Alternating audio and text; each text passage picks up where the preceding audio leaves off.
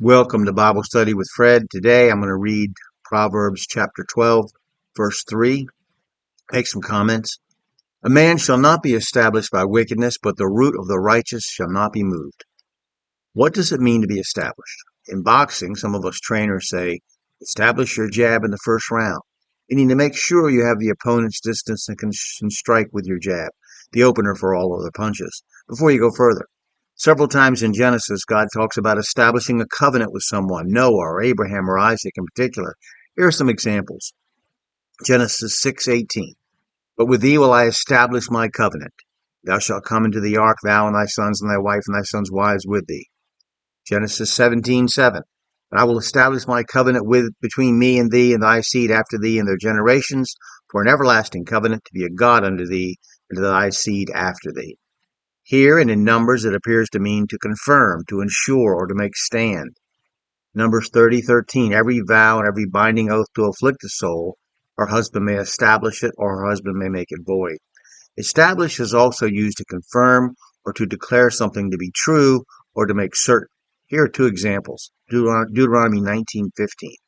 One witness shall not rise up against a man for any iniquity or for any sin that he sinneth. At the mouth of two witnesses or at the mouth of three witnesses shall the matter be established. And then 1 Samuel 3:20. And all Israel from Dan even to Beersheba knew that Samuel was established to be a prophet of the Lord. Why is the meaning of words important? Because God uses them in certain ways in the Bible, and we can't learn what his intention is by going to a dictionary or a lexicon without comparing how the word is used first in the Bible. No man stands, no man's ways are sure, and no man can even be a man whose life is characterized by wickedness.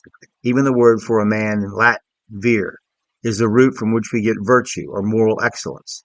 You can't be a man without it, according to the most ancient Romans. But our culture mocks goodness in a man, virtue or moral behavior, and uplifts wickedness. It even says in some places, some Marxists will say that goodness is a token of white supremacy, which is absurd. It's just an absurd, evil doctrine. This cultural Marxism that we've uh, accepted. No man can be established by wickedness. Okay, the verse makes it clear that by virtue of his wickedness, he shall not be established. Remember, shall is a consequence of a condition or an act of will. To review this, just read Revelation 21, verses 3 and 7 to refresh your mind. Once again, God likens a righteous person to a plant or a tree whose roots are deep and strong. Verse 4 says, a virtuous woman is a crown to her husband, but she that maketh ashamed is rottenness in his bones. A woman of moral excellence is a blessing to her husband, period. That is a great and true statement. Heathen men and women cannot trust their spouses to be faithful. It's a regular topic of wicked novels, movies, and TV shows. A woman without morals has nothing to offer her family but sorrow and despair.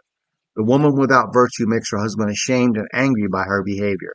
Such a woman is like a disease, like cancer, that can destroy the family. The same can be said for a woman who is carnal, materialistic, and greedy, who loves wicked entertainments and tends to drink alcohol, particularly excessively. With the church being the bride of Christ, is your church like a rottenness to his bones? Do you make your husband Christ ashamed? And then verse 5. The thoughts of the righteous are right, but the counsels of the wicked are deceit. In the context here, one is listening to the words and advice of different people. If a person has a deep and abiding relationship with Jesus Christ and has the Spirit of Christ living in them, it is natural that one should expect their very thoughts to be right. 2 Corinthians 10:5, casting down imaginations and every high thing that exalted itself against the knowledge of God, and bringing into captivity every thought to the obedience of Christ. But in my estimation of the words the wicked being applied to the unsaved, we must assume and understand that the counsels and advice of those who don't know God are a deceit. In our modern age of the Laodicean church, you can hardly take the advice of the born-again brethren and expect it to be of God. So why do you think you can take the advice of the unsaved, which we do almost every day? We plan our lives and our days and our thoughts around the comments and suggestions of the reprobate as we watch the news, consider politics, read trade magazines for work, or take courses on how to improve our job skills or personal life. It's odd what the brethren think is valuable information these days. I'm going to stop there Pick it up in verse 6 next time. I hope that you'll read your Bible, that you'll study your Bible, that you'll cross-reference the verses, that you'll pray to God for wisdom and understanding, and that you'll share your interpretation with someone else. You can purchase these comments on Amazon in Kindle or paperback form. You can follow me on blogger.com or just follow me here. And if you watched the video so far, please click like and subscribe or follow. Thank you.